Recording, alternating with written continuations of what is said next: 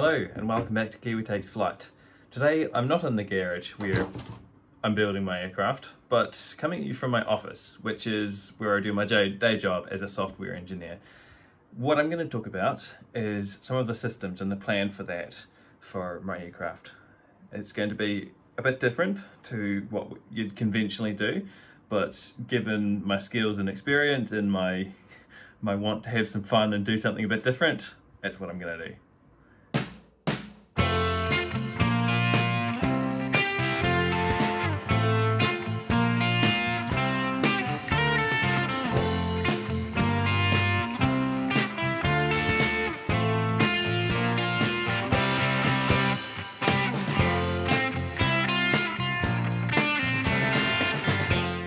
A light aircraft has many systems. To cover a few that my construction will have is fuel pumps, 2 of them, electrically driven, trim servos at the back for the elevator, and flap actuators and some lights. Conventionally, how these would be wired in an aircraft of this type, you would run wires out to all the individual things. So you've got light at the back here, you've got trim at the back here, you'd run wires for all of that. And bear in mind that the trim is both an actuator as well as a sensor. So there's 5 wires and all up that you would need to run to get that back. What that looks like in the instrument panel, so looking at this, you'd have, all your airspeed gauges, altitude, what have you. And you'd have lines of switches for controlling all these different things.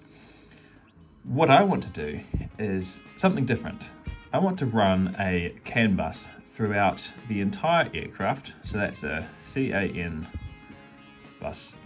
They're used a lot in cars and they are used in the aircraft as well. Even the Garmin and I believe Dynon as well, their avionics packages communicate over a CAN bus, although some proprietary protocols over the CAN bus. So what that'll look like for me is running 2 wires, it's a twisted pair, down to the back of the aircraft, and that'll cover controlling of both light and trim, and the trim position and the trim actuation will become signals that go over that CAN bus, software signals. A CAN bus, for the record, is a very reliable and fault-tolerant method of communications, which is why it's used in cars and aircraft. And that lets me do some cool things like not have a line of switches. Instead, I will have all of my switches on 1 or 2, for redundancy, glass panels. Now, I won't be buying these glass panels either. You can certainly go out and buy avionics packages and you're spending tens of thousands of dollars to get them. And I mean, you get what you pay for. They're reliable, they're tested, they're full of features. But I'm going to make all of this myself. I come from a software background, so I know what I'm doing in software, and I know enough to know that this isn't a small project and there's a lot that you have to consider to keep this safe. As an example of how this could go wrong, let's talk about the trim. Let's say the trim sensor, so the position sensed by this trim, is used in the software control of the actuator. If there were issues that the software was not able to handle with that position sensor, or the sensor failed in ways such as reading the wrong value or jumping around, then poorly designed, tested, or considered software might end up making erroneous controls of that. And that's essentially what happened with the Boeing 777 MAX aircraft. They had, I don't know what actuator it was. It might not have been trim, but there was some actuator and software system that didn't handle a type of hardware fault, and a hardware sensor failed in such a way that the software didn't know it had failed and started behaving erratically and led to uncontrolled movements, and the wrong ones at that, because the sensor had failed. When I'm doing software for a system like this and allowing software to control the trim and flaps and other things like that, then there's a lot, I'm opening myself up to the same type of problems, and I have to be very considered with my approach to that software design and how I deal with redundancy and fault handling. The details of that we will probably get into when I show you what I'm doing for some of the different systems. But broadly speaking, the plan is run a CAN bus throughout the whole aircraft, and all communications go over that CAN bus, and everything gets controlled from these panels. And that includes everything right down to power distribution. So fuel pumps that are, normally you'd have two switches. You know, you'd have fuel pump 1 and fuel pump 2 on your panel. Funnily enough, you could, in theory, switch both of those off on your panel and engine would stop.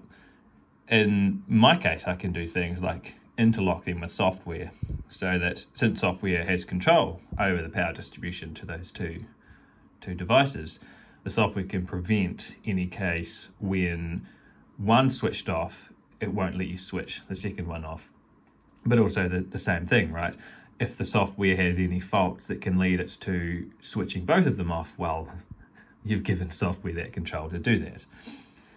For my system, there's definitely a lot of considerations for things that I deem critical, which the fuel pumps will be one of the most critical, and then followed by trim and flap.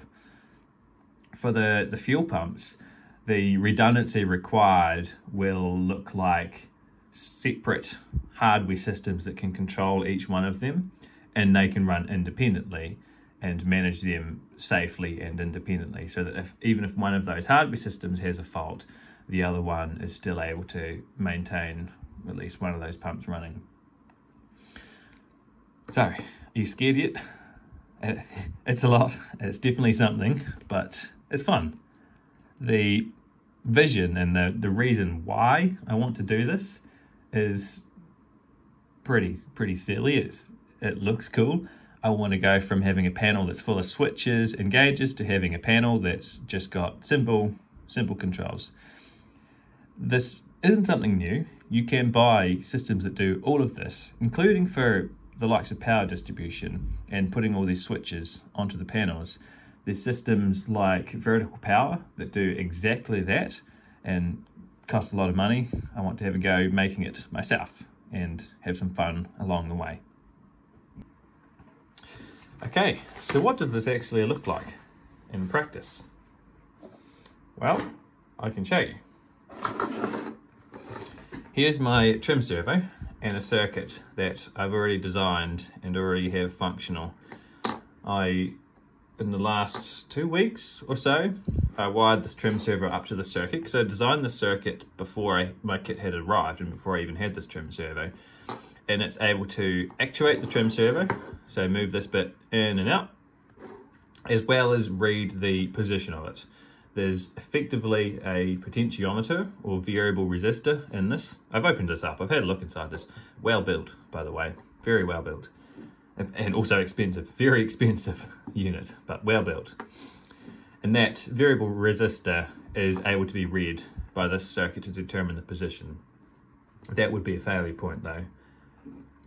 The circuit is based on an 80 mega chip, so that's the chip, this one here, and that is running, the software is built with the Arduino framework, which you've possibly heard of. You know, all the Arduinos that you can build fun little projects with, plug them into USB. This is an Arduino Mega, one of the bigger ones. But the same framework is used on this, and this is the same chip you would find on Arduinos. And then this big chip here is the CAN bus controller, which is ultimately connected through the CAN bus transceiver, which is connected into this plug. So that's where the 2 wires for the CAN bus would go in, and that's the 2 wire for the power. This port's for programming it, and this port's for connecting a serial console for debugging it.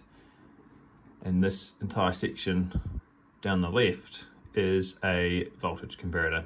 It's a buck converter to convert the 13, 14 odd volts that this will get powered by from the electrical system down to 5 volts for this circuit to run. I have done a lot of the software for this, and it's very much functional, and I will show you what that looks like being controlled by a piece of software I've got on the computer, which will ultimately end up in the panel running on some sort of hardware. This isn't the final version of the circuit. I've already decided to move from the Arduino framework on 80 mega chips to an STM32 platform, which is it's considered a more professional hardware. It's a more professional platform that's aimed. It's more involved than Arduino. It's not as simple, but it's more full of features. You can do a lot more. So the trim is one circuit, and the same circuit would actuate the flap motor as well for extending the flaps. That servo gets controlled in the same way. The flap servo doesn't have a position sensor, but this circuit with whatever software will be able to handle that. This is one of the most important circuits for the aircraft. This is to do power distribution. You can see this isn't the final version. I've got some components there that are soldered on a bit wonky. Stupid me, got the circuit design wrong, like blatantly so, really blatant mistake. But I had to put that transistor on sideways and jump over there to get this board working.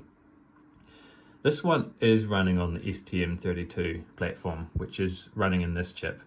And using STM32 simplifies the design because there's more features in this chip. Things like CAN bus controllers are already integrated into that, so I need least fewer other components. At a high level, what this does is there's 4 very expensive, I will add, MOSFETs here that control 4 power channels.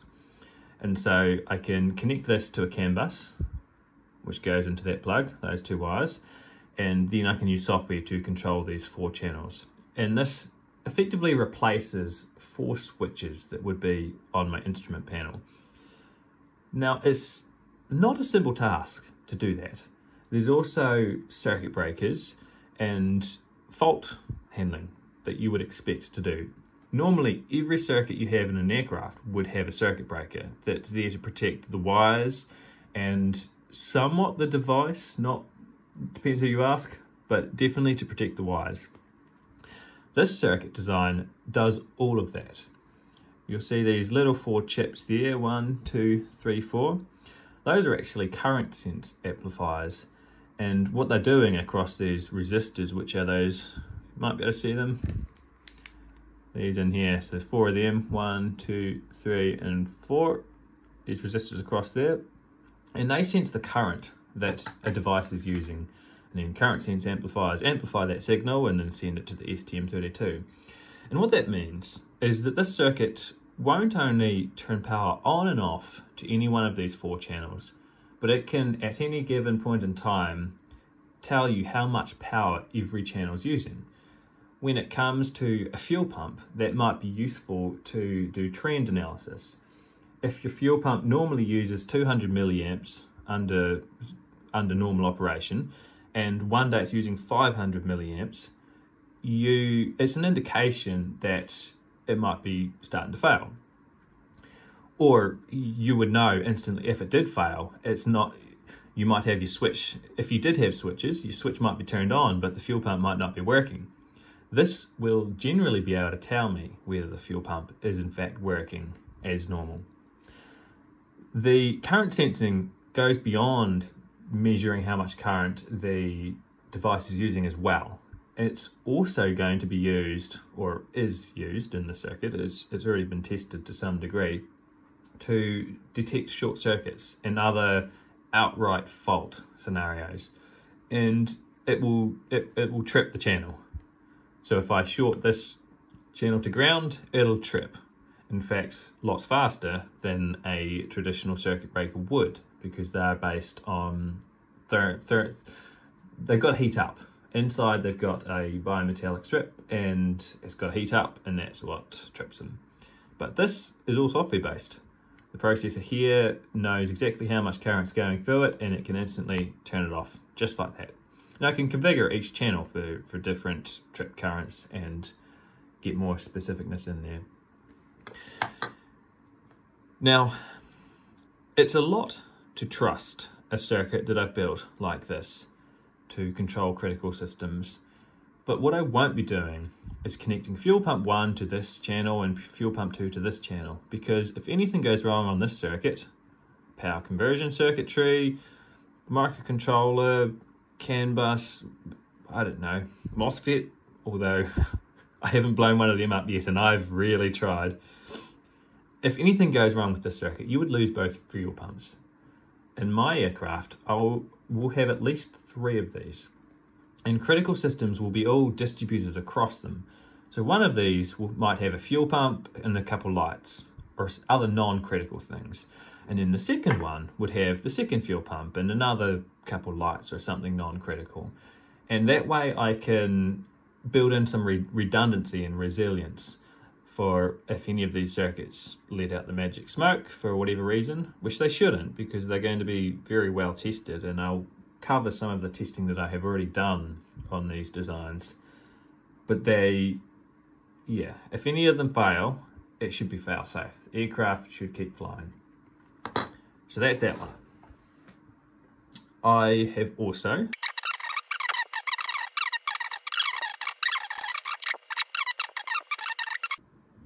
you'll have to excuse my absolutely shocker of a messy desk, but let's connect this up to my computer and I'll show you it functioning. So this first one is a connection to program it, which I don't really need because it's already programmed, but that will give it power. So you'll see there, it's now got power. And then this second one, taped off these wires because that's also power and ground, but that's giving it a transmit. This is a transmit line and this is a receive line for a serial console. So that allows me a text-based input to the software that I have on here. And so the transmit goes to receive. You'll see there it's upside down, but there's a TX and RX for transmit and receive. So I'll connect that up and then hop over the other side of my desk.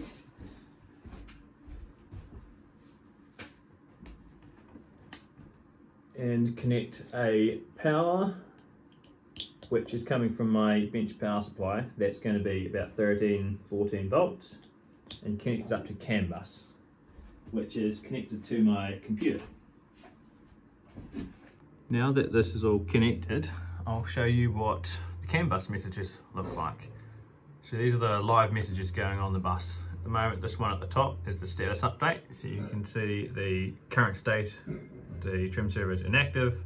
It's got the current position, which is a value out of 0 to 1024, and it's got some error detection in there as well. The second one is the instructions that get sent to it, which at the moment I've just got this little test app here that has got up and down buttons. You'll probably be able to hear it move, and you'll see the target position will change as well. And I can also get it to move to a specific position, and so the firmware can detect what position to move to based on the sensor value. So here's what that looks like on the CAN bus. So when I send it command to go up, and you'll see the position changing as well as the instructions for it there. And of course, movement wise, looks like that, or like this. That's full speed. You can also move slow with the buttons. And that's that. No aircraft construction in this video, but a little bit of a deeper dive into what I'm going to be doing for some of the systems. And different aspects of this will start to feature in some of the videos when I need to build new features or design circuits even.